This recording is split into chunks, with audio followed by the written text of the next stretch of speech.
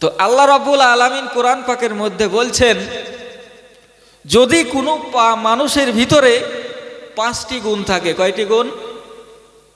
5টি যদি গুণ থাকে, তাহলে আল্লাহ রাব্বুল আলামিন তার কোরআনের ভাষায় বলছেন যে সেই ব্যক্তি মুমিন, সেই ব্যক্তি মুমিন, ঈমানদার। আর যদি 5টি গুণের মধ্যে একটি গুণ মিস্টেক থাকে, তার ভেতরে না থাকে, তাহলে আল্লাহর ভাষায়, আল্লাহর কোরআনের ভাষায় এখনো কিন্তু সে মুমিন হতে পারেনি। তাই আপনারা মেলাবেন নিজের মধ্যে যে আমাদের ভিতরে এই 5টি গুণ আছে না নাই। আপনাদের এখানে হাই স্কুল নাই, প্রাইমারি স্কুল, দেখবেন ওইখানে অঙ্ক বই আছে। অঙ্ক বইটা কিন্তু সম্পূর্ণ প্রশ্নর শেষে, অঙ্ক বইয়ের শেষে দেখবেন উত্তরমালা থাকে। একটি অঙ্ক করার পরে উত্তরমালার সঙ্গে মেলায়, যদি অঙ্কটার উত্তরের সঙ্গে মেলে তাহলে জানবে কি যে অঙ্কটা ঠিক হয়েছে। যদি উত্তরের সঙ্গে না মেলে তাহলে ভুল হয়েছে। আবার আমাদের কি করতে হবে? নতুনভাবে অঙ্কটা ঠিক করতে হবে, সংশোধন করতে হবে। তাই আপনাদের সম্মুখে আমার আলোচনার মূল বিষয় হলো যে একজন মানুষ কখন বুঝতে পারবে যে সে এখন মুমিন হতে পেরেছে, ঈমানদার হতে পেরেছে। যদি মুমিন হতে পারে, ঈমানদার হতে পারে, তাহলে আল্লাহ রাব্বুল আলামিন তাকে একটা সার্টিফিকেট দিবে। কি দিবে? সার্টিফিকেট দিবে। আপনাদের এখানে মাধ্যমিক যারা পরীক্ষা দেয়, পরীক্ষা দেওয়ার পরে যারা পরীক্ষা দিবে তাদের একটা হক আছে কি, যে বোর্ডের কাছ থেকে একটা সার্টিফিকেট পাওয়া।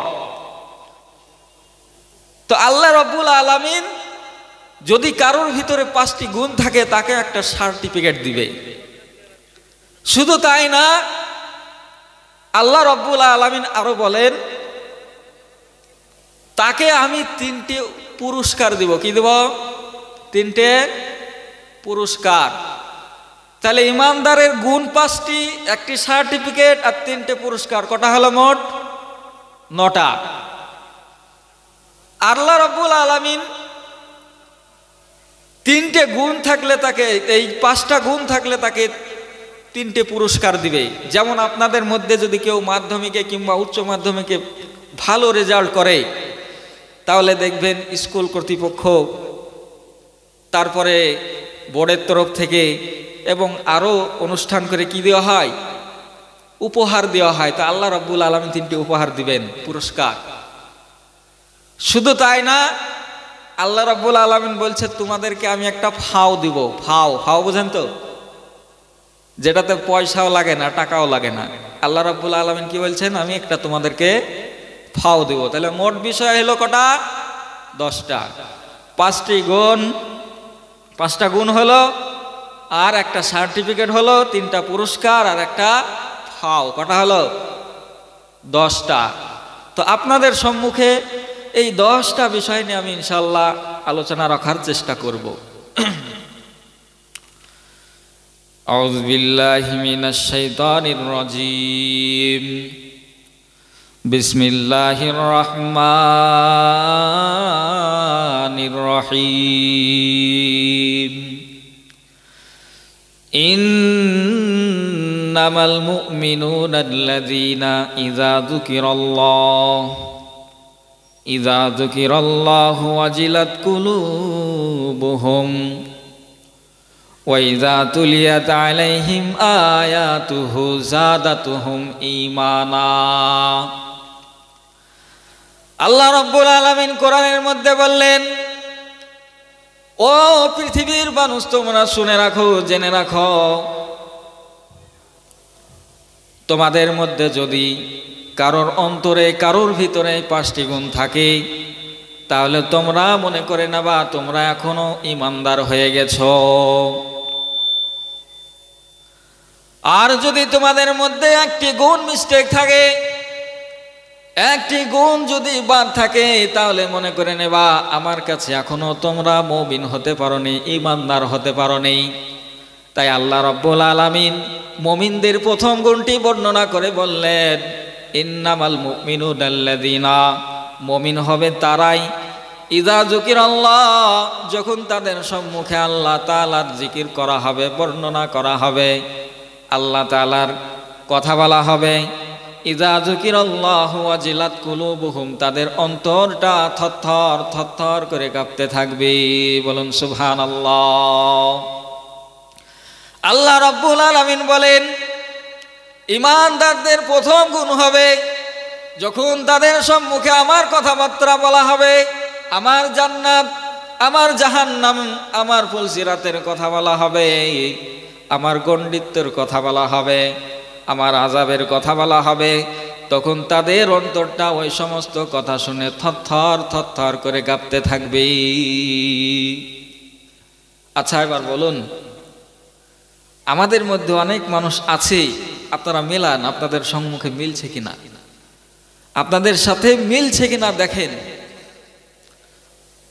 যদি আমরা কখনো জাহান্নামের কথা শুনেছি, পুলসিরাতের কথা শুনেছি, আল্লাহর আযাবের কথা শুনেছি, যদি আমাদের অন্তরে কিঞ্চিত পরিমাণ সাড়া দেয়, যদি আমাদের অন্তরটা একটু ভয়ভীত হয়, তাহলে জানতে হবে আল্লাহর ভাষায় আমরা মুমিন আছি, মুমিন হতে পেরেছি।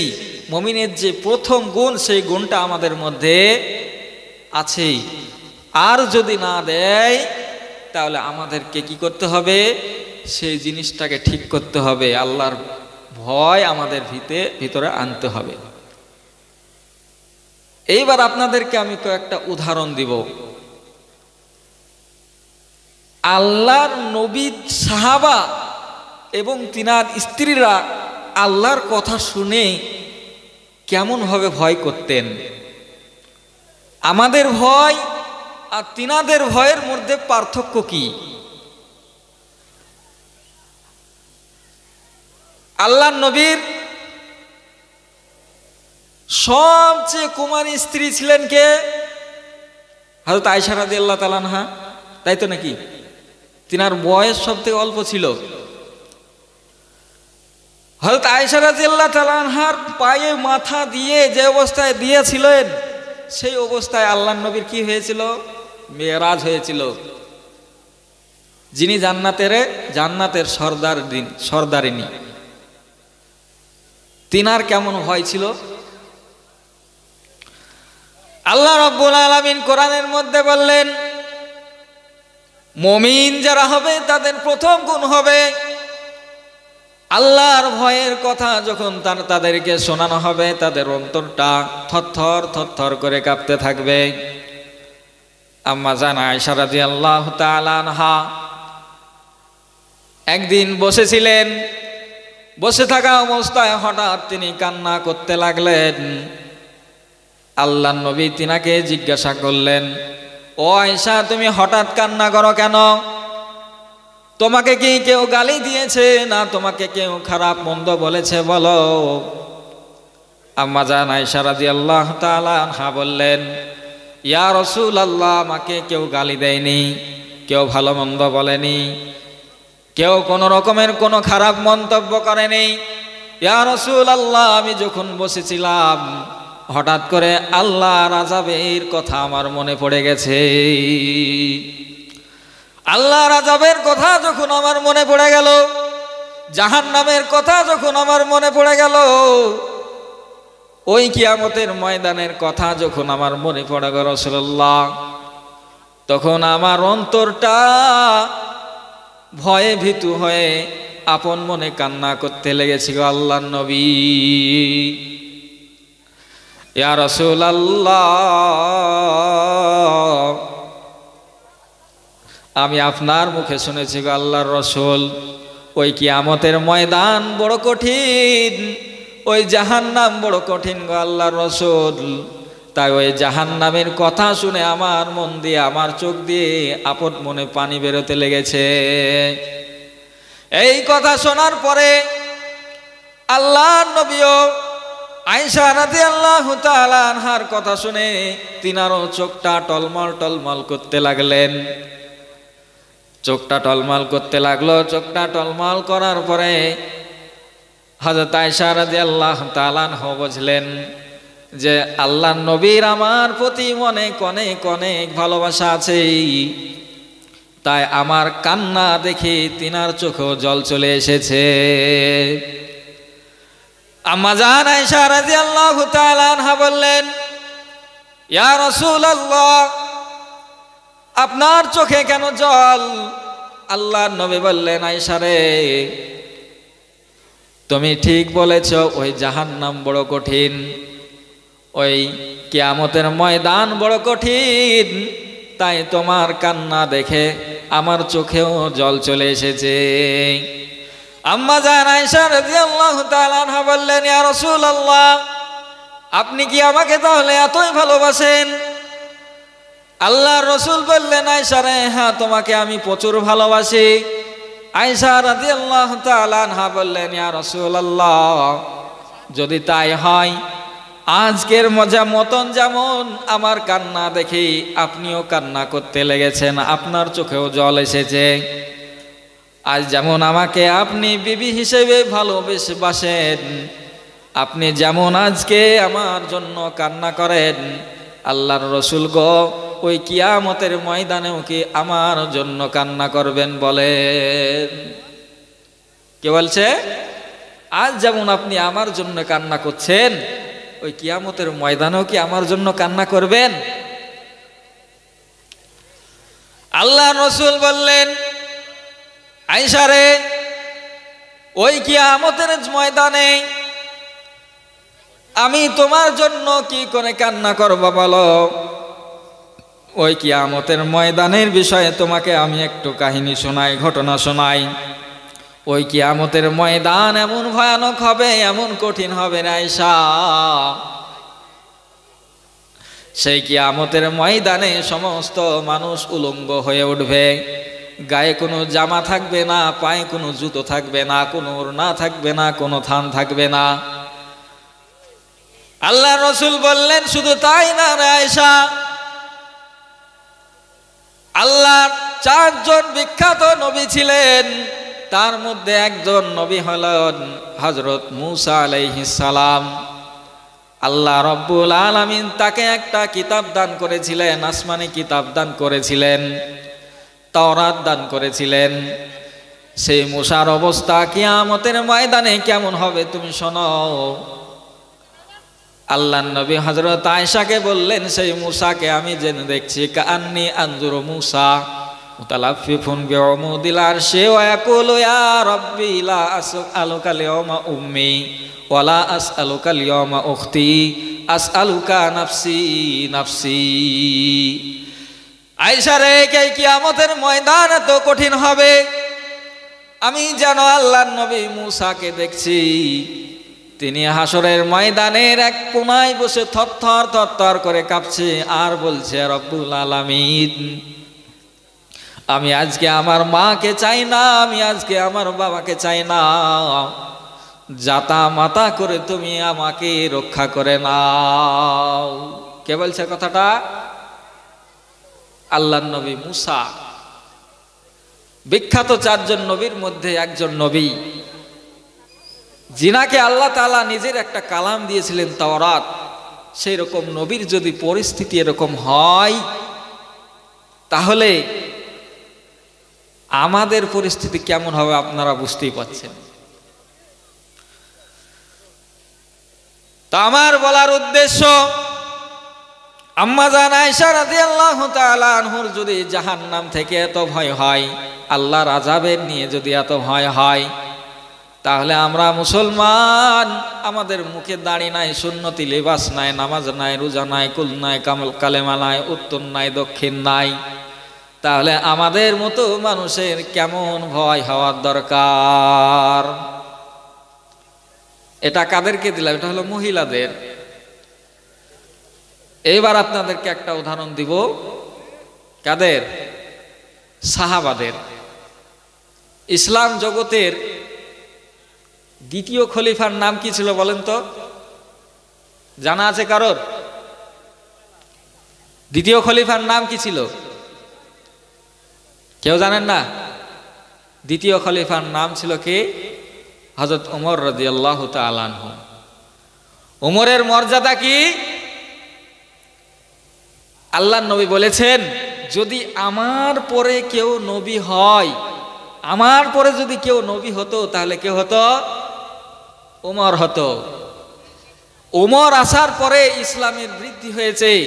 ওমর আসার পরে আল্লাহর নবী খুল্লাম খুল্লা দিন প্রচার করতে পেরেছেন। ওমর আসার পরে আল্লাহর নবী খুল্লাম খুল্লা নামাজ পড়তে পেরেছেন। সেই ওমরের কেমন ভয় ছিল আপনাদেরকে একটু শোনাই। ইসলাম জগতের দ্বিতীয় খলিফা হযরত ওমর রাদিয়াল্লাহু তাআলা আনহু একদিন এশার নামাজ পড়তে গেলেন। এশার নামাজ পড়তে যাওয়ার পরে একজন সাহাবা তিনাকে বলে দিলেন, ওমর তুমি কি জানো আজকে জিবরিল আমিন আসার পরে আল্লাহর নবীকে একটা লিস্ট দিয়েছে, মুনাফিকের লিস্ট। এই যে আমাদের মধ্যে যারা মিলে ঝুলে থাকে তাদের মধ্যে কে কে মুনাফিক, হযরত জিবরিল এসে আল্লাহর নবীকে তাদের নামের একটা লিস্ট দিয়ে দিয়েছে। আর ওই লিস্টটা আছে হযরত হুযায়ফা রাদিয়াল্লাহু তাআলা আনহুর কাছে। হযরত ওমরের ঘুম আসে না। হযরত হযরত ওমর রাদিয়াল্লাহু তাআলা আনহু এশার নামাজটা পড়ে দেওয়ার পরে বাড়িতে চলে গেলেন। বাড়িতে যাওয়ার পরে কখনো ডান কাঁধ হয়, কখনো বাম কাঁধ হয়। অন্তর যেন ছটপটি ধরে গেছে, অন্তরটা যেন খুব খারাপ করছে, বুকটা যেন ধুক ধুক ধুক ধুক করছে। না জানি ওই লিস্টে নাকি আমার নাম, ওমরের নামও আছে কি না। হযরত ওমর তিনি একবার ডান কাঁধ হয়, একবার বাম কাঁধ হয়। এইভাবে কিছুক্ষণ সময় যাওয়ার পরে রাত্রিটা যখন একটু গভীর হলো, গভীর হওয়ার পরে আল্লাহর নবীর সাহাবা হযরত ওমর চাদরটা উড়িয়ে নিয়ে টুক টুক টুক টুক করে হুযায়ফার ঘরে চলে গেলেন। হুযায়ফার বাড়িতে যাওয়ার পরে ওমর বলছেন, ও ভাই হুযায়ফা তুমি বাড়িতে আছো নাকি? মেহেরবানি করে একটু দরওয়াজাটা খুলো। হযরত হুযায়ফা রাদিয়াল্লাহু তাআলা আনহু দরজা খুলে দিলেন। দরজা খোলার পরে বললেন, ওমর এত রাত্রে কি ব্যাপার, তোমার কি হয়েছে? ওমর রাদিয়াল্লাহু তাআলা আনহু বললেন, হুযায়ফা রে, আমি শুনলাম আল্লাহর নবীর কাছে জিবরিল এসেছিল। জিবরিল আসার পরে নাকি মুনাফিকের লিস্টটা তোমার হাতে ধরিয়ে দিয়েছে। আমি জানতে চাই ওই লিস্টে আমার নামটা আছে কিনা, তুমি একবার দেখে আসো। কার কার লিস্টে নাম আছে আমি দেখতে চাই না, আমি খালি জানতে চাই তুমি বাড়িতে গিয়ে লম্পটা জ্বালিয়ে বাতিটা জ্বালিয়ে একবার দেখো এই হতভাগা ওমরের নামটি ওই মুনাফিকের লিস্টে আছে কিনা, তুমি একবার মেহেরবানি করে দেখো। কে বলছে কথাটা? হযরত ওমর। কিসের জন্য? অন্তরে ভয়, আল্লাহর প্রতি কি? আল্লাহর আযাবের ভয়। শুধু তাই না, ওমর রাদিয়াল্লাহু তাআলা আনহুর সম্মুখে একবার আল্লাহর নবী ওমরকে ডেকে বলছেন, ওমর রে, যখন আল্লাহ রব্বুল আলামিন মানুষের জান্নাত জাহান্নামের ফয়সালা করে দিবেন, ফয়সালা করে দেওয়ার পরে আল্লাহ রব্বুল আলামিন জাহান্নাম থেকে 3 চুল এইরকম ভাবে তুলবেন। তোলার পরে তাদেরকে হাউজে কাউসারে গোসল দেওয়ার পরে তাদেরকে আবার জান্নাতে দিয়ে দেওয়া হবে। হযরত ওমর সেই দিন কড়া কান্না করে বলেছিলেন, ইয়া রাসূলুল্লাহ, আপনি দোয়া করেন ওই মুষ্টির মধ্যে, ওই চুলের মধ্যে যেন আমি চলে আসতে পারি। কে বলছে কথাটা? হযরত ওমর। পৃথিবীতে 10 জন সাহাবাকে জান্নাতের সার্টিফিকেট দেওয়া হয়েছিল, তার মধ্যে হযরত ওমরও আছেন। যিনাদেরকে অলরেডি জান্নাতের রিজার্ভেশন দেওয়া হয়ে গিয়েছিল, তিনাদের অন্তরে কেমন হয়, এই রকম ভয় ছিল।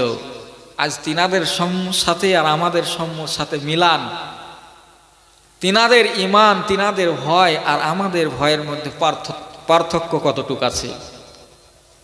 কিঞ্চিত পরিমাণ আছে? এক সুইতেও নাই। শুধু তাই না, হযরত ওমর যখন দ্বিতীয় খলিফা হন, দ্বিতীয় খলিফা হওয়ার সময় গোটা পৃথিবীর মধ্যে বেশিরভাগ পৃথিবীর তিনি প্রেসিডেন্ট, অর্ধেকেরও বেশি পৃথিবীর প্রেসিডেন্ট। তিনি যখন ফজরের নামাজ পড়াচ্ছিলেন, তিনাকে খঞ্জর মারা হলো, 7টা খঞ্জর মারা হলো। খঞ্জর মারার সঙ্গে সঙ্গে তিনি পড়ে গেলেন। 7টা খঞ্জরের পরে কিছু সাহাবা গিয়ে নামাজ সামলালেন। নামাজ সামলানোর পরে হযরত ওমরকে মসজিদ থেকে বাড়ি নিয়ে আসা হলো। বাড়ি নিয়ে আসার পরে হযরত ওমরকে দুধ পান করা হলো, দুধ পান করানো হলো। দুধ যেই সঙ্গে সঙ্গে দিয়েছে মুখে, দুধটা যেন চোখ দিয়ে বেরিয়ে যায়। হযরত ওমর রাদিয়াল্লাহু তাআলা আনহুর কাছে হযরত আলী আসলেন। আসার পরে বললেন, ওমর রে, তুমি নাকি মউতকে ভয় পাচ্ছ নাকি? মউতকে ভয় পাচ্ছ নাকি? হযরত ওমর রাদিয়াল্লাহু তাআলা আনহু বললেন, আলী রে, আমি মউতকে ভয় পাই না, মউতের পরে আমার কি হবে সেই জিনিসটাকে নিয়ে আমি ভয় পাই। কে বলছেন কথাটা? দ্বিতীয় খলিফা হযরত ওমর। তিনার দরজা কেমন? আল্লাহর নবী সাল্লাল্লাহু আলাইহি ওয়াসাল্লাম মসজিদে নববীর মধ্যে একদিন দাখিল হলেন, প্রবেশ করলেন। করার পরে বলছেন, সাহাবারা তোমরা শোনো, এক পাশে আবু বকর, এক পাশে ওমর। কাল কিয়ামতের ময়দানে আমরা এই 3 জন বন্ধু একসঙ্গে আল্লাহর কাছে হাজিরি দিব, যে এক পাশে আবু বকর হবে আর এক পাশে আমার ওমর হবে। সেই রকম ব্যক্তিত্ব ওমর রাদিয়াল্লাহু তাআলা আনহু বলছেন, আলী রে, আমি মরণকে ভয় পাই না, মরণের পরে আমার সঙ্গে কবরে কি হবে আমি এটাকে নিয়ে ভয় করি। আমার মুসলমান ভাই, হযরত ওমর রাদিয়াল্লাহু তাআলা আনহুকে এত মর্যাদা দেওয়ার পরেও, জান্নাতের সার্টিফিকেট দেওয়ার পরেও তিনার অন্তরে যদি এত ভয় থাকতে পারে, আমাদের মধ্যে কিঞ্চিত পরিমাণ ঈমান নাই, ভয় নাই, নামাজ নাই, রোজা নাই, তাহলে আমাদের কেমন ভয় থাকার দরকার একবার নিজে নিজে বিবেচনা করবেন। শুধু তাই না, আল্লাহর নবী বললেন, আমি যখন মেরাজের রাত্রে গেলাম, মেরাজে যাওয়ার পরে একটি মহল আমি জান্নাতে দেখছি। মতি, জেওয়ার, ইয়াকুত, যত ধরনের যত জান্নাতি গয়না আছে, সমস্ত গয়না দিয়ে ওই মহলটাকে যেন সাজানো হয়েছে। আল্লাহর নবী জিবরিলকে জিজ্ঞাসা করলো, জিবরিল ভাই, এই ঘরটা কার, এই মহলটা কার? আল্লাহর রাসূলকে জিবরিল বললেন, ইয়া রাসূলুল্লাহ, এই ঘরটা কার আপনি জানেন? এই ঘরটা হলো আপনার গোলাম উমরের। সুবহানাল্লাহ। তাহলে যার জন্য অলরেডি জান্নাতে ঘর তৈরি হয়ে গেছে, সেই উমরের কথা কি? আলী, আমি মরণকে ভয় পাই না, মরণের পরে কি হবে। এমত অবস্থায় যখন তিনার মৃত্যু আরো নিকটবর্তী হয়ে গেলেন, তিনার সন্তান আব্দুল্লাহ হযরত ওমরকে তিনার পায়ের জাঙ্গের ওপর মাথাটা তুলে নিলেন। নেওয়ার পরে হযরত ওমর বললেন, আব্দুল্লাহ রে, তুমি যাও, আম্মা জান আয়েশার কাছে যাও। যাওয়ার পরে তার কাছে তুমি ইজাজত চাও। ওই ঘরে আল্লাহর নবীর বাম পাশে একটি জায়গা খালি আছে, ওই খালি জায়গায় আমার কি কবর দেওয়ার ইজাজত, অনুমতি দিচ্ছে কিনা দেখো। যদি অনুমতি দেয় তাহলে আমাকে ওইখানে দাফন করবা, যদি অনুমতি না দেয় তাহলে তুমি চলে আসবা, আসার পরে আমাকে সাধারণ গোরস্থানে তোমরা দাফন করে দেবা। ওমর রাদিয়াল্লাহু তাআলা আনহুর বেটা চলে গেলেন। যাওয়ার পরে আম্মা জান আয়েশাকে বললেন, সমস্ত ঘটনা খোলার পরে আম্মা জান আয়েশা বললেন, আব্দুল্লাহ রে, যদি ওমর এই জায়গাটা চাই, পৃথিবীর বুকে ওমরের চেয়ে এই জায়গার হকদার এখন কেউ নাই। সুবহানাল্লাহ। ওমর রাদিয়াল্লাহু তাআলা আনহুকে ইজাজত দিয়ে দেওয়া হলো। আব্দুল্লাহ দৌড়াতে দৌড়াতে আসার পরে তিনার আব্বাজানকে আবার ওই কোলে তুলে নিলেন। মাথাটা তোলার পরে হযরত ওমর বলল, আব্দুল্লাহ রে, তুমি আমাকে তোমার পায়ের ওপর থেকে নেমে দাও।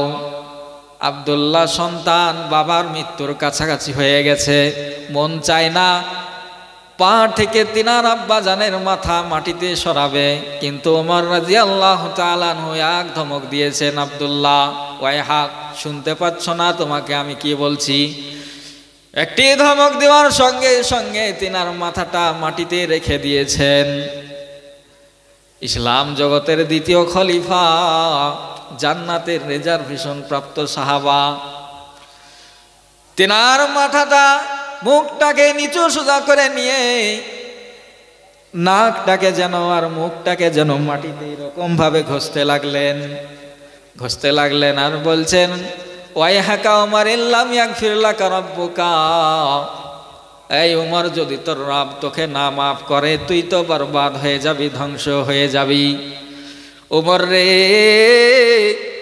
তুই যদি আল্লাহর কাছে মাফ না নিয়ে যেতে পারিস, মুমিন না হয়ে যেতে পারিস, ঈমানদার না হয়ে যেতে পারিস, তাহলে তুই তো হালাক হয়ে যাবি, বরবাদ হয়ে যাবি। কে বলছে কথাটা? হযরত ওমর রাদিয়াল্লাহু তাআলা আনহু। ওমর রাদিয়াল্লাহু তাআলা আনহু মাটিতে মুখ ঘষতে লাগলেন। কিছুক্ষণ পর হযরত আলী আবার জিজ্ঞাসা করল, ওমর রে, তুমি চিন্তা করো না, আমি আল্লাহর নবীরকে 1000 বার বলতে শুনেছি, খরাজতু আবু বকর ওয়া উমর দাখালতু আবু বকর ওয়া উমর, আমি আর আবু বকর এবং উমর গেলাম, আমি আবু বকর উমর আসলাম। আল্লাহর নবীকে তোমার ওই জান্নাতের মহলের বিষয়ে বলতে শুনেছি, তুমি গ্যারান্টি জান্নাতে যাবা। বলেন সুবহানাল্লাহ। আমার মুসলমান ভাই, আমার বলার উদ্দেশ্য, ওমর রাদিয়াল্লাহু তাআলা আনহু এত কিছু ফ্যাসিলিটি পাওয়ার পরেও, এত কিছু সুবিধা পাওয়ার পরেও তিনার অন্তরে আল্লাহর ভয় কেমন ছিল? তাই ইমানদারের প্রথম গুণ হলো, যখন তাদের সম্মুখে আল্লাহ রব্বুল আলামিনের জিকির করা হবে, জাহান্নামের এবং আযাবের জিকির করা হবে, তাদের যখন স্মরণ পড়বে তাদের অন্তরটা থরথর করে কাঁপবে। তাহলে আমরা বুঝতে পারলাম উমরের মধ্যে, সাহাবীদের মধ্যে আর আমাদের মধ্যে পার্থক্য কত। এইবার আসুন সাধারণ উদাহরণ। একজন মহিলা, একজন সাহাবী, একজন সাহাবী। এবার আসুন সাধারণ উদাহরণ। ইমানদারদের গুণ চেনার আরেকটি উদাহরণ দিই আমি। 2 গজ কিংবা 3 গজ পরে যদি আমি দুটো জেনারেটর রাখি, জেনারেটর বুঝেন তো, জেনারেটর, আর একটা জেনারেটর যদি কি হয়, চালানো হয়, আর একটা যদি বন্ধ রাখা হয়, তাহলে আমরা এই দূর থেকে বুঝতে পারবো কি পারবো না কোনটা চলছে আর কোনটা চলছে না? দূর থেকে বোঝা যাবে। কারণ কি, যে জেনারেটর চলবে তার মধ্যে গুণ থাকবে কি, সে থরথর করে কাঁপবে, তার মাথা দিয়ে একটু কি হবে, ধোঁয়া বেরোবে, ধোঁয়া। আর যে জেনারেটরটা চলবে না, সে কাঁপবেও না, আর কি বের হবে না, ধোঁয়াও বেরোবে না। তার মানে বোঝা গেল, যে জেনারেটরটির মাথা দিয়ে ধোঁয়া বেরোয় এবং থরথর করে কাঁপে, সেই জেনারেটরের দ্বারাতে লাইট জ্বলবে, টিভি চালাবে, আরও ইলেকট্রিক যে সমস্ত কাজগুলো আছে সেইগুলা করবে। আর যে জেনারেটর ভিতরে চলে না, যে জেনারেটরটা চলে না, তার কোনো ক্ষমতা থাকবে না কোনো ইলেকট্রিক জিনিস জ্বালানোর। তেমনি যার মধ্যে ঈমান থাকবে এবং তার ঈমানের কারণে তার অন্তরটা থরথর করে কাঁপবে, সে যেমন একটি জেনারেটর লাইট জ্বালায়, বাতি জ্বালায়, টিভি চালায়, আরো অন্যান্য জিনিস চালায়, সেই ব্যক্তিটা পুলসিরাতে পার হয়ে যাবে, আল্লাহ এবং আল্লাহর রসুলকে পাবে এবং সে জান্নাতকেও পাবে। আর যদি কোনো মানুষ ওই বিনা চলা জেনারেটরের মতো হয়, তাহলে সে কিয়ামতের ময়দানে আল্লাহর নবীরও সাহায্য পাবে না, পুলসিরাতেও পার হতে পাবে না, আল্লাহ পাবে না, রসুল পাবে না। বুঝতে পারলেন আমার উদাহরণ? আল্লাহ রাব্বুল আলামিন ঈমানদারের দ্বিতীয় গুণ বর্ণনা করছেন, ওয়া ইযা তুলিয়াত আলাইহিম আয়াতুহু যাদাতুহুম ঈমানা। সুবহানাল্লাহ। আল্লাহ রাব্বুল আলামিন ঈমানদারদের দ্বিতীয় গুণ বর্ণনা করলেন, যখন ঈমানদারদের সম্মুখে আমার আয়াত তেলাওয়াত করে শোনানো হবে, কোরআন তেলাওয়াত করে শোনানো হবে, তখন তাদের ঈমান বেড়ে যাবে, ঈমানে বৃদ্ধি পাবে, ঈমান বেড়ে যাবে। আমার মুসলমান ভাইরা, আপনারা এখন আমাদের নিজের সঙ্গে মিলান যে যখন কোরআন তেলাওয়াত করা হয় তখন আমাদের ঈমানটা বাড়ে না, একই রকমে থাকে। যখন কোরআন তেলাওয়াত করা হবে তখন ঈমানদারদের দেখবেন কি যে কি হবে, ঈমান বাড়বে, ঈমান বাড়বে। বলবেন হুজুর মশলাটা বুঝতে পারলাম না, ঈমান আবার বাড়ে নাকি কেমন হবে? এই যে আপনারা মাহফিল করেছেন, মাহফিল করার জন্য চাঁদা করতে হয় না মানুষের কাছে? চাঁদা করতে হয়। তো কিছু কিছু মানুষ বলবে, দেখবেন জলসা করে কোনো লাভ হলো নাকি? মানুষ বাজার ঘাটে লোড, কোনো পরিবর্তন হয় না, কিচ্ছু হয় না, ফালতু ঝামেলা, অথচ ওরা চাঁদা দিবে না। যারা দেয় না তারাই এই সমস্ত কথা বলে। কিন্তু আল্লাহ রাব্বুল আলামিন বলছেন, এই মাহফিলে যখন কোরআন তেলাওয়াত করা হবে ঈমানদারদের কি হবে? ঈমান বাড়বে। তো এই প্রশ্নের উত্তর হলো যে বাড়বে, কোনো লাভ হয় না। এই প্রশ্নের উত্তর হলো যে বেঈমানদের লাভ হবে সেই জন্য তো মাহফিল না, ঈমানদারদের ঈমানের রিচার্জ হবে সেই জন্য এই মাহফিলটা। বুঝতে পারলেন? কারণ আল্লাহ রাব্বুল আলামিন কোরআনের মধ্যে বলছেন, ফাযাক্কির ইন্নায যিকরা তানফাউল মুমিনিন, তোমরা মানুষকে কি করো? নসিহত করো। নসিহত করলে যারা মুমিন হবে তাদের কি হবে? উপকার হবে। মুমিনদের কি হবে? উপকার হবে। আর যারা বেঈমান হবে, যাদের ঈমান নাই, তাদের কোনো উপকার নাই। তারা এই ঠান্ডাতে বসে ওয়াজ শুনবে, কোন হুজুর কেমন সুর মারছে দেখি, এসব শুনবে, শোনার পরে সারা রাত্রি পর্যন্ত শুনবে, ফজরের নামাজ পড়বে না, জোহরের নামাজ পড়বে না, সে কিছুই নিয়ে যেতে পারবে না। আর যারা ঈমানদার হবে তাদের রিচার্জ হবে। কেমন হবে?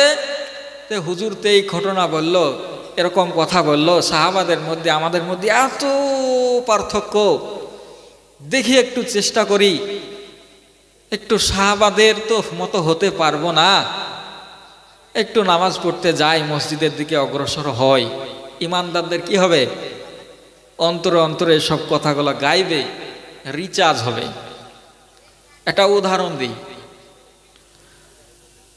আপনাদের। ধরলেন এই কালীগঞ্জ মোড়ে একজন ব্যাটারি রিপেয়ার করার দোকান আছে, একজনের ব্যাটারি রিপেয়ার করার দোকান আছে। ও ব্যাটারি সব পুরনো ব্যাটারিগুলাকে ঠিকঠাক করার পরে ও চার্জে দেয়, চার্জে দেওয়ার পর আবার ওই সমস্ত ব্যাটারিগুলা কিছুদিন চলে। তো একজন পাগল তার কাছে গেছে, ভাইজান এদিকে সামনে আসুন একটু, ওইখানে ভিড় না করে সামনে, ওই তো অনেক চেয়ার খালি আছে।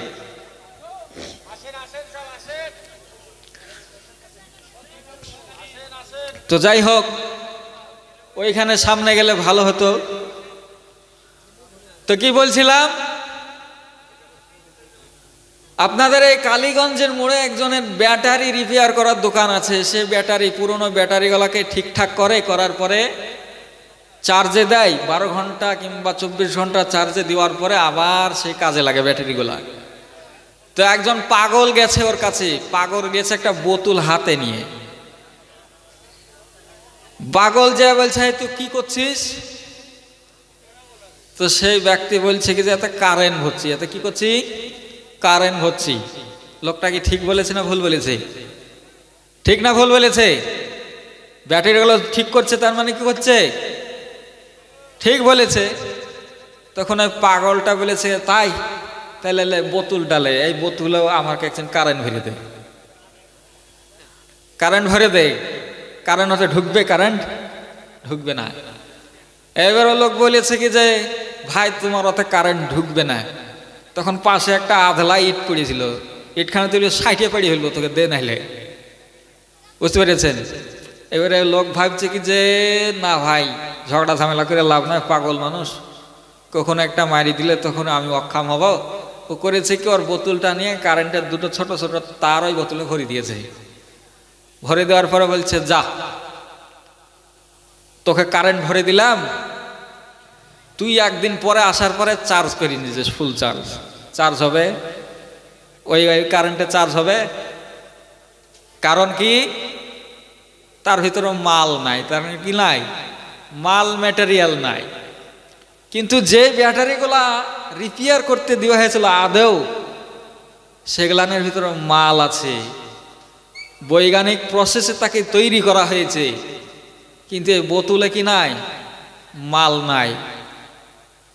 তো আমার বলার উদ্দেশ্য হলো, যারা ইমানদার হবে, ইমানদারের দ্বিতীয় গুণ হবে, যখন এই মাহফিলে বসবে, আল্লাহ তাআলার যখন কোরআন শুনবে, তখন তাদের ইমান বৃদ্ধি পাবে, বাড়বে। কারণ কি, ওই ব্যাটারির মতন ওদের মধ্যে কি আছে, মাল আছে। একটু কমজোর হয়ে গেছিল, এই মাহফিলে এসে আবার রিচার্জ হয়ে গেল।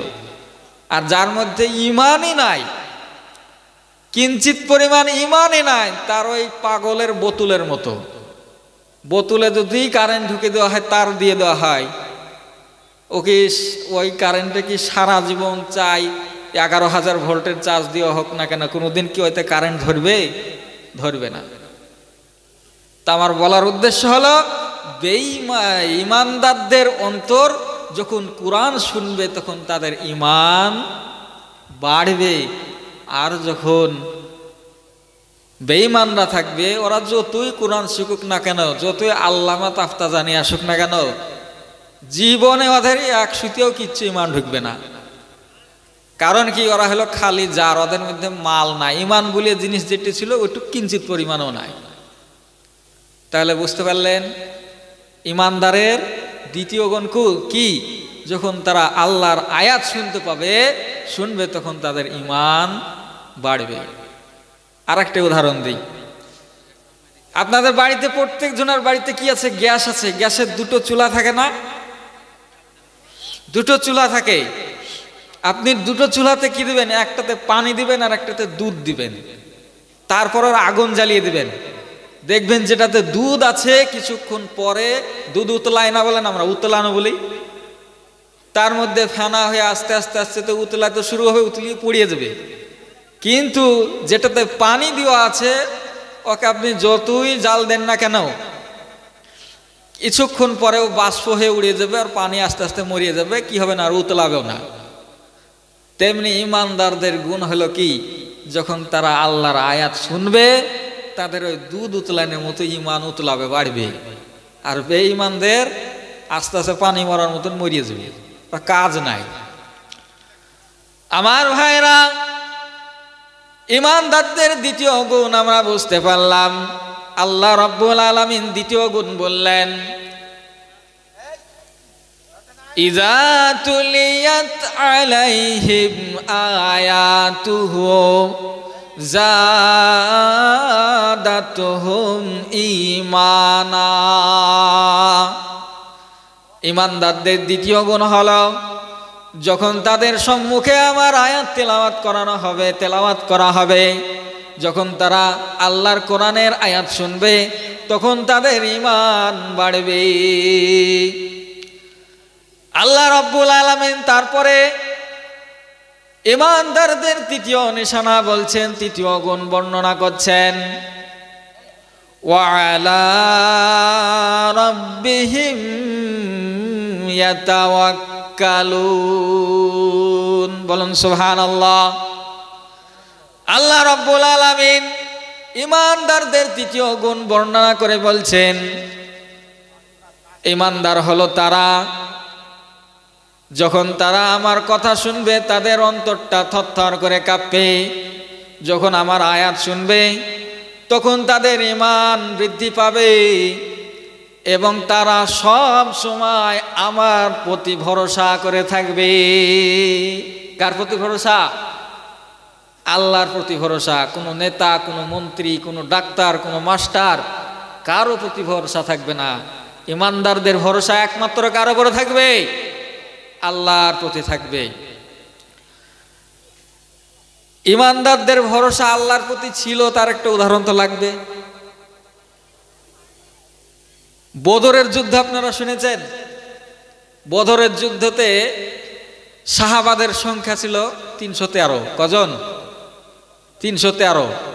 আর কাফেরদের সংখ্যা ছিল 1000। কত বললাম? 1000। বদরের যুদ্ধের ফলাফল হয়েছিল কিন্তু কাফেররা ভয়ে পালিয়েছিল। কিসের কারণে? সাহাবাদের আল্লাহর প্রতি ভরসার কারণে। কেমন হবে? যখন বদরের যুদ্ধের এলান হয়ে গেল, আল্লাহর নবী বললেন, এই কে কে সাহাবা আছো, আসো নাম লিখাতে আসো। সব সাহাবারা একটা দুটো করে নাম লিখাতে 313 জন হলো। 313 জন হওয়ার পরে আল্লাহর রসুলকে সাহাবারা বললে, ইয়া রাসূলুল্লাহ, যুদ্ধ তো করতে যাব, আমাদের কাছে তো কোনো হাতিয়ার নাই, হাতিয়ার দেন। আল্লাহ রসুল বললেন, পাগল হয়েছে তোমরা, আমি তো খাইতেই পাই না আমরা, সাহাবা তোমাদেরকে তো একবেলা খেতেই দিতে পারিনি, আবার হাতিয়ার কোথায় পাবো? আল্লাহর নবীর চোখ টলমল করতে লাগলো।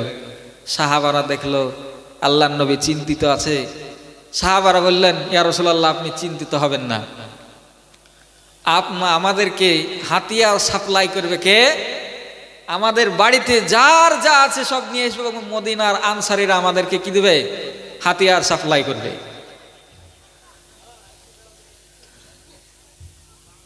সাহাবীরা আপন আপন বাড়িতে চলে গেলেন।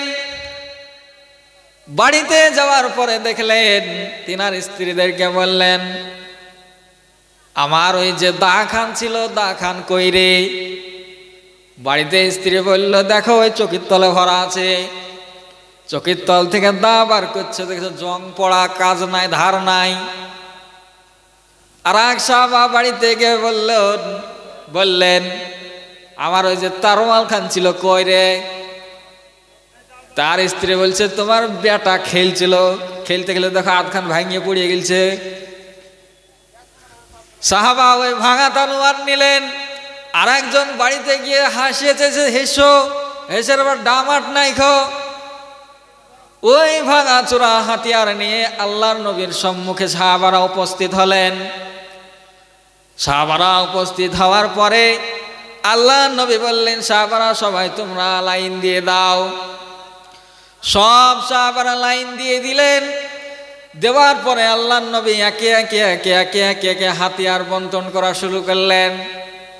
বন্টন করতে করতে ওই ভাঙা, ওই জং পোড়া, ওই বিনা ডামাটওয়ালা হাতিয়ার একে একে সাহাবারা নিতে লাগলেন। নিতে 312 জনের কাছে গিয়ে হাতিয়ার শেষ। আর বাকি কজন থাকলো? একজন। ওই সাহাবা বলছে, ইয়া রাসূলুল্লাহ, আমাকে হাতিয়ার দেন। আল্লাহ রসুল, তোমাকে কোথা থেকে দিব? তো সাহাবা বলছে, কেন, আমি কি নাম লাস্টে লিখালছি বলে আমাকে লাস্টে দিবে, হাতিয়ার দিবেন না নাকি? তা আল্লাহ রসুল বলছেন, কিছুই তো নাই, দেখতে পেয়েছো, তোমাকে কি দিব? সাহাবা বলল, ইয়া রাসূলুল্লাহ, আপনি কিছু একটা দেন, তারপর আমি দেখছি। আল্লাহ রসুল করলো কি, পাশে একটা মরা খেজুরের ডাল পড়েছিল। কি ছিল? মরা খেজুরের ডাল পড়েছিল। বিসমিল্লাহ বলে, লাও, এটাই লাও।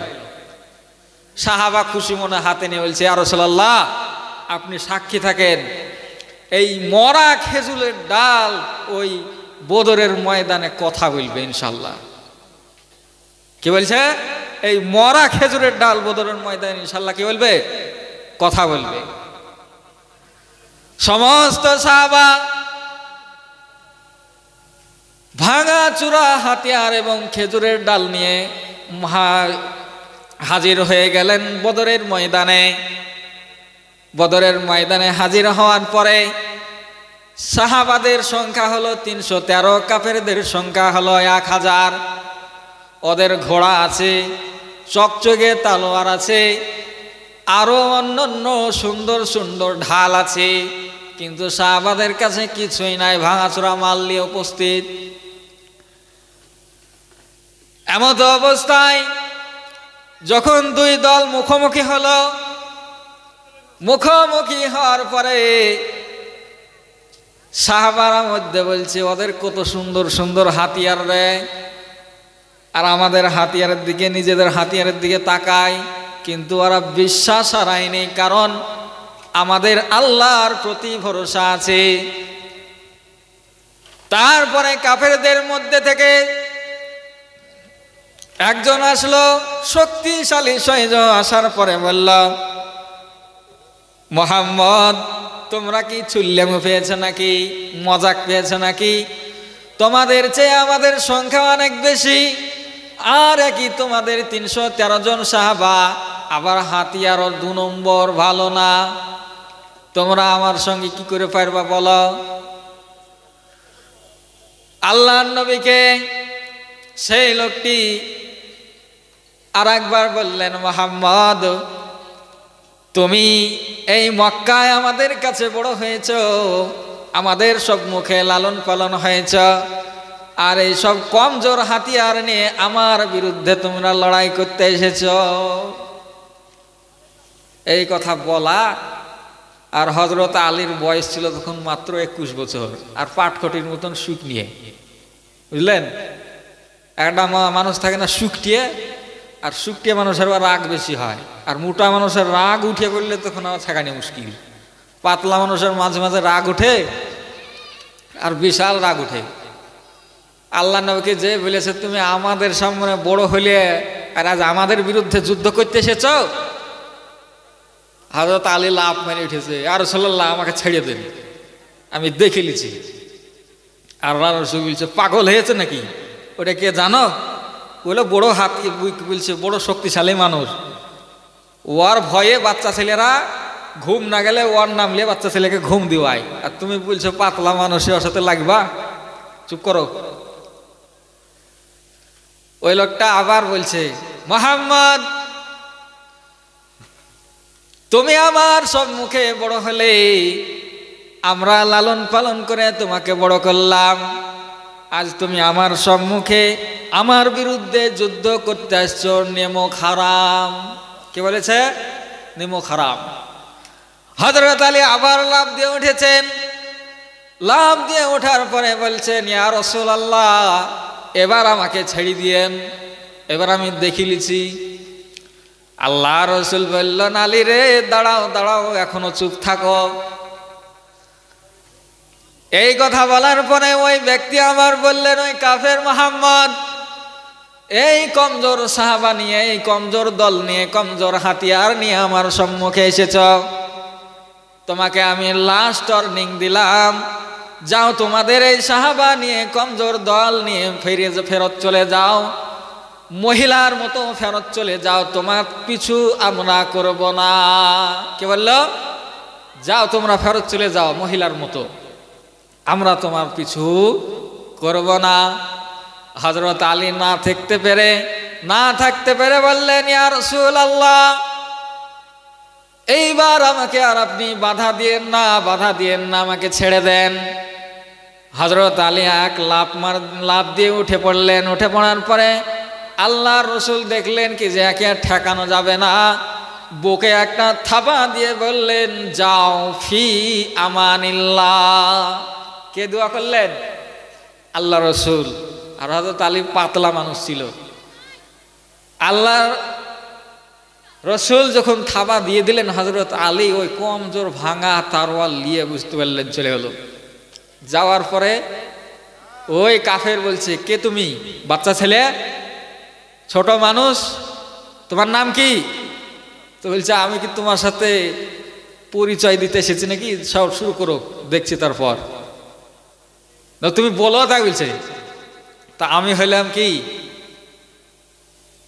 ওই আলী, আমার নাম হযরত, আমার নাম আলী। তো বলছে, যাও তুমি ফেরত যাও, তোমার সাথে আমার সাথে মানায় নাকি? দেখছো না আমি কেমন আর তুমি কেমন? হযরত আলী বলছেন যে কেমন কেমন করো না, আল্লাহ কাজ শুরু করো। এই কথা বলার পরে ওই কাফের কিন্তু রাগ হয়ে গেছে। কাফের বলছে, তুমি আমার সাথে কি লাও, তুমি আগে মারো। হযরত আলী বললেন, মুসলমানরা কখনো সর্বপ্রথম কারোর ওপর আক্রমণ করে না, আক্রান্ত হলে তাকে সাইজ করে দেয়। হযরত আলী এই কথা বললেন, বলার পরে কাফেরের তো থরথর করছে রাগে। কাফের তখন চকচকে তলোয়ার বের করে হযরত আলীর দিকে এইরকম ভাবে চালিয়েছেন। হযরত আলী পাতলা মানুষ ছিল, একটু এরকম সরে গেছেন। সরে যাওয়ার পরে ওই ব্যক্তি এত জোরে তলোয়ার চালিয়েছিলেন, এত জোরে কাফেরটা তরোয়াল চালিয়েছিল যে ডামাট পর্যন্ত মাটিতে ঢুকে গেছে। কোথায় পর্যন্ত? ডামাট পর্যন্ত। হযরত আলী ভাবছে, তো সুযোগ, পজিশন তো ঠিকঠাক পেয়ে গেছি, যখন ডামাট পর্যন্ত মাটিতে ঢুকে পড়বে তখন আর ঘাড়টা নিচু থাকবে না? থাকবে না, ঘাড় নিচু থাকবে। হযরত আলী ভাবছে যে আর দেরি করে লাভ নাই, কাজটা সাইলটি দিই, বুঝতে পারলেন? এত সুযোগ মতন একটা ঝাড়িয়েছে, আর গর্দান আলাদা,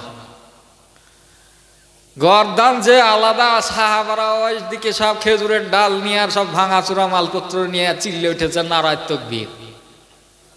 এইভাবে ভাবে কটাকে হযরত আলী সালটাইছে, 70 জনকে মানে কাফেরকে জাহান্নামে পাঠিয়ে দিয়েছে।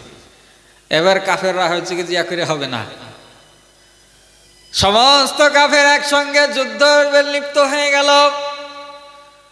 সাহাবা রাদিয়াল্লাহু আনহুম সমস্ত সাহাবাগালা ওই ভাঙা মালপত্র নিয়ে যুদ্ধের ময়দানে শামিল হয়ে গেলেন।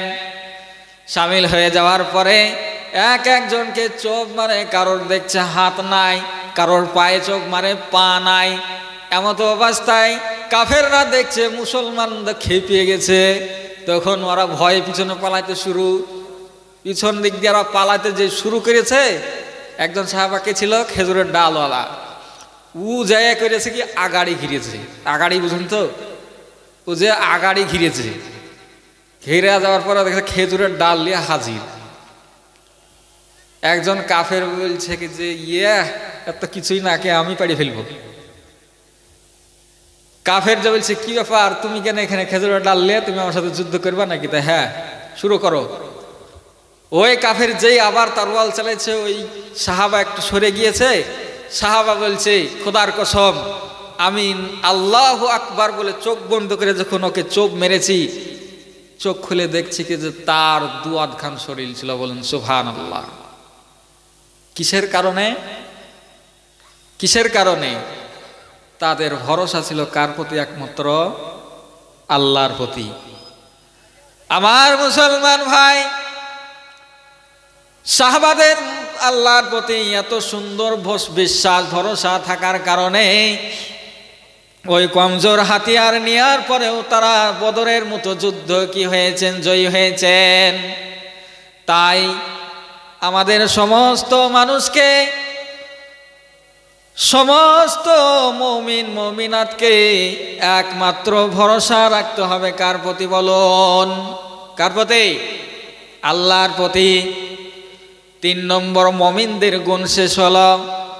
আল্লাহ রাব্বুল আলামিন মুমিনদের 4র্থ নম্বর গুণ বর্ণনা করছে, আল্লাযীনা ইউকিমুনাস সালাতা ওয়া মিম্মা রাযাকনাহুম ইউনফিকুন।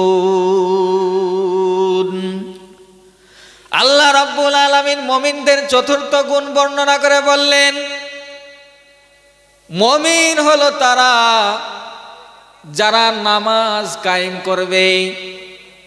কি কায়েম করবে? নামাজ কায়েম করবে।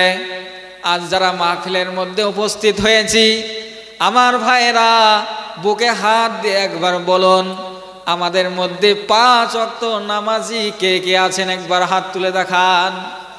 5 ওয়াক্ত নামাজি কে কে আছে? হাত তুলুন। ইনশাআল্লাহ আল্লাহ আপনাদেরকে কবুল করুক। তো মুমিনদের চতুর্থ নম্বর গুণ হলো কি? নামাজ। আল্লাহ রাব্বুল আলামিন নামাজকে এত গুরুত্ব বানিয়েছেন, এত গুরুত্বপূর্ণ ইবাদত বানিয়েছেন, কিয়ামতের ময়দানে আল্লাহ রাব্বুল আলামিন সর্বপ্রথম নামাজের হুকুম নেবেন, নামাজের হিসাব নেবেন। যে ব্যক্তি নামাজ থেকে পাস করতে পারবে না, নামাজের হিসাবে যে ব্যক্তি ফেল হবে, তাকে কোনো বিষয়ে আর প্রশ্ন করা হবে না। তাহলে বোঝা গেল, মুমিন হতে গেলে আমাদেরকে চতুর্থ গুণ যেটা আনতে হবে সেটা হলো আমাদেরকে নামাজ কায়েম করতে হবে। আমাদের মধ্যে অনেক ব্যক্তি এমন আছে যেনারা এখনো নামাজের মধ্যে লিপ্ত হতে পারেননি, 5 ওয়াক্ত নামাজ পড়তে পারেননি। শুধু নিজে নাই, কায়েম করা মানে হলো নিজের পরিবারকেও নিয়ে যেতে হবে নামাজের দিকে।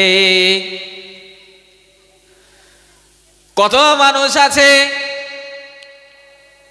টাকা পয়সা ইনকাম করার জন্য বাইরে গিয়েছে, বাইরে যাওয়ার পরে সৌদিতে 2 বছর 3 বছর 4 বছর 5 বছর ধরেও আছে। 5 বছর থাকার পরে বাড়িতে টাকা পাঠিয়ে পাঠিয়ে পাঠিয়ে 2 তলা 3 তলা বাড়ি করেছে। বাড়িতে একটা এসি লাগিয়েছে, ফ্রিজ আছে, সোফা লাগিয়েছে, জানালা গলা সুন্দর কাঁচ লাগিয়েছে, বাড়িটাকে একটা সুন্দর কালার করেছে, রং করেছে। কিন্তু আফসোসের বিষয়, ওই মানুষটা ভাবে না মাটির উপরের বাড়িটাকে তো আমি এত সুন্দর করে সাজালাম, এসি লাগালাম, ফ্রিজ লাগালাম, সুন্দর কাঁচ লাগালাম, টিভি লাগালাম, সুন্দর একটা ডাইনিং টেবিল লাগালাম, মাটির উপরের বাড়িটাকে আমি এত সুন্দর করে সাজালাম, কিন্তু আমার তো একটাই মাটির নিচেও বাড়ি আছে, ওই মাটির নিচের বাড়িটাকে আমি তো কিছু দিয়ে সাজাতে এখনো পারিনি। কোনো মানুষ ভেবেছে আজ পর্যন্ত?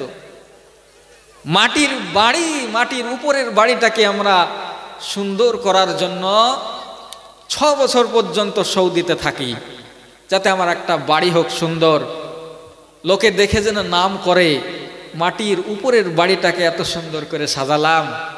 কিন্তু আমার তো একটা মাটির নিচেও বাড়ি হবে কি হবে না? সেই মাটির নিচের বাড়িটাকে আপনি কি দিয়ে সাজালেন? কেউ বুকে হাত দিয়ে বলতে পারবেন?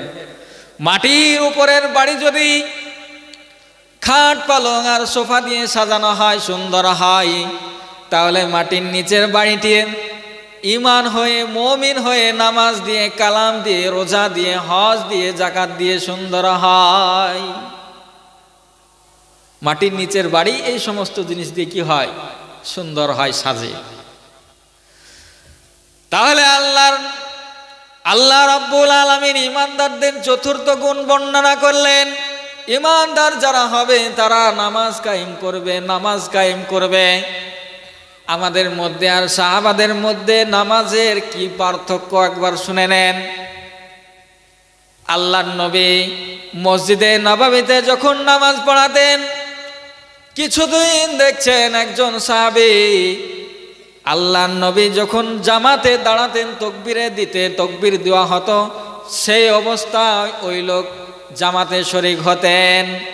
আবার আল্লাহর রাসূল যখন সালাম ফেরাতেন, সঙ্গে সঙ্গে সালাম ফেরা মাত্র সেই সাহাবা সঙ্গে সঙ্গে বাড়ি চলে যেতেন। 1 দিন নয়, 2 দিন নয়, 3 দিন নয়, কয়েকদিন যখন এরকম হয়ে গেল, হযরত ওমর রাদিয়াল্লাহু তাআলা আনহু কিন্তু এই সাহাবাটাকে লক্ষ্য করে আল্লাহর রাসূলকে বললেন, আল্লাহর রাসূল গো, ইয়া রাসূলুল্লাহ, আপনার ওই সাহাবাকে আমি লক্ষ্য করছি, আপনি যেই নামাজে দাঁড়ান সঙ্গে সঙ্গে উপস্থিত হয়, আবার যে সালাম ফেরান সঙ্গে সঙ্গে যে যেন মসজিদ থেকে বেরিয়ে চলে যায়। ইয়া রাসূলুল্লাহ, আপনার ওই সাহাবা কি মুনাফিক হয়ে গেল নাকি গো আল্লাহর রাসূল? আল্লাহর রাসূল বললেন, ওমর রে, কারণ বিষয়ে না জেনে না বুঝে কোনো দুষ্টটি ধরা উচিত না। আগামীকাল যখন সে নামাজে আসবে, তার পিছন পিছন আমরাও তার কাছে তার বাড়িতে যাব, দেখব তার কি পরিস্থিতি। রীতিমতন যখন সেই সাহাবী তারপরের দিন নামাজের জন্য মসজিদে উপস্থিত হলেন, নামাজ যে শেষ হয়েছে সঙ্গে সঙ্গে প্রতিদিনের ন্যায় ওই সাহাবী মসজিদ ছেড়ে বাড়ি চলে গেলেন। বাড়ি যাওয়ার পরে আল্লাহর রাসূল সাল্লাল্লাহু আলাইহি সাল্লাম সে সাহাবার পিছন ধরলেন। পিছন ধরার পরে ওই বাড়িতে গিয়ে সাহাবার দরজায় নক করলেন, ও অমুক সাহাবা, দরজা খোলো। একবার নক করলেন, দরজা খুললেন না। আর একবার নক করলেন, দরজা খুললেন না। তিনবার নক করার পরেও দরজা খুললেন না। চতুর্থবারে দেখলেন দরজা খুললেন। আল্লাহর রাসূল সাহাবীকে ডেকে বললেন, ও আমার সাহাবী, তোমাকে দেখছি কিছুদিন ধরে নামাজ শেষ হওয়া মাত্রই বাড়িতে চলে আসছো, আবার যেই তাকবীর দেয় সেই মাত্রই মসজিদে হাজির হও। তুমি আগেও হও না, পরেও হও না, কি মশলা বলো? তুমি এরকম কেন কিছুদিন থেকে করতে শুরু করেছ? এই কথা শোনা মাত্রই সেই সাহাবার দু নয়ন ভরে অঝরে জল চলে আসলেন। জল চলে আসলো। জল চলে আসার পরে আল্লাহ রাসূল বললেন, সাহাবারে, তোমাকে তো আমি গালি দিই, তোমাকে তো আমি কিছু বলিনি, তোমাকে তো আমি ধমক দিইনি, তোমাকে তো আমি মেজাজ নিয়ে কিছু বলিনি, তারপরেও তুমি এত কান্না করো কেন? সেই সাহাবা বললেন, ইয়া রাসূলুল্লাহ, ইয়া হাবিবাল্লাহ, আমি ভেবেছিলাম আমার এই কথা পৃথিবীর কোনো মানুষকে জানাবো না, কিন্তু আল্লাহর রাসূল গো, আপনি যখন দরজায় প্রথমবার নক করলেন তখন আমি শুনতে পেয়েছি, দ্বিতীয়বার নক করার সময়তেও আমি শুনতে পেয়েছি, তৃতীয়বারও শুনতে পেয়েছি আল্লাহর রাসূল। কিন্তু ব্যাপার হলো আমার বাড়িতে মাত্র একটি কাপড় আছে। ওই একটি কাপড় যখন আমি নামাজ পড়তে যাই, আমি বাড়িতে একটা গর্ত করে রেখেছি, আমার স্ত্রীকে ওই গর্তের মধ্যে রেখে যায়, আর ওই একটি কাপড় পরিধান করে আমি আল্লাহর রাসূলগণ নামাজে গিয়ে উপস্থিত হই। তাই আল্লাহর রাসূলগণ যখন আপনি সালাম ফিরেন সঙ্গে সঙ্গে আমি মসজিদ থেকে চলে আসি, আসার পরে আমার স্ত্রীকে ওই কাপড়টা দেই, ওই কাপড়টা দেওয়ার পরে আমার স্ত্রী ওই কাপড়টা পরিধান করে নামাজ পড়ে, আর আমি সেই অবস্থায় ওই গর্তের মধ্যে থাকি। সুবহানাল্লাহ। ইয়া রাসূলুল্লাহ, আমি ভেবেছিলাম এই কথাটা পৃথিবীর কোনো মানুষকে জানাবো না। আল্লাহর রাসূল গো, আপনি যখন প্রথমবার দরজায় নক করলেন, আমার স্ত্রী তখন দরজায় যখন নক করলেন তখনও নামাজে ছিল। তিনবার যখন নক হয়েছে, তারপরে তার নামাজ শেষ হয়েছে, আমি ওই কাপড়টা পরিধান করার পরে তবে আমি দরজা খুলতে পেরেছি গো আল্লাহর রাসূল। সুবহানাল্লাহ। তাহলে ইমানদারদের চতুর্থ গুণ কি ছিল? নামাজ কায়েম করবে। ইমানদারদের পঞ্চম গুণ হলো ওয়ামিম্মা রাযাকনাহুম ইউনফিকুন। আল্লাহ তাআলা তাদেরকে যতটুক রুজি দিয়েছে, যতটুক দান করেছে, যতটুক সামর্থ্য দিয়েছে, সেই সামর্থ্য থেকে তারা কি করবে? আল্লাহর রাস্তায় খরচ করবে। তাই আমার মুসলমান ভাইরা, যদি কেউ মনে করেন যে আমি ইমানদারদের যে 5টা গুণ আছে সেই 5টা গুণকে আমি নিজের মধ্যে ভরে নিব, নিজের মধ্যে নিয়ে নিব, নিজের মধ্যে জব্দ করে নিব, তাহলে 5টা গুণকে আপনাকে যথারীতিভাবে আমল করতে হবে, নিজের মধ্যে আনতেই হবে। যদি না আনতে পারেন তাহলে আপনি কিন্তু এখনো কোরআনের ভাষায় মুমিন হতে পারেননি। এই 5টা গুণ হওয়ার পরে যদি কারো 5টা গুণ অর্জন করতে পারে, বলেছিলাম আপনাদেরকে আমি, আল্লাহ একটা সার্টিফিকেট দিবে। সার্টিফিকেটটা হলো উলাইকা হুমুল মুমিনুনা হাক্কা। আল্লাহ বলছেন এরাই হলো প্রকৃত মুমিন। এরাই হলো কি? প্রকৃত মুমিন। তা আমার ভাইরা, এখনো 3টি উপহার বাকি থেকে গেল। ইনশাআল্লাহ আবার যদি সময় হয়, আল্লাহ যদি আবার নিয়ে আসে, ইনশাআল্লাহ বলার চেষ্টা করব। বলার মধ্যে ভুল ত্রুটি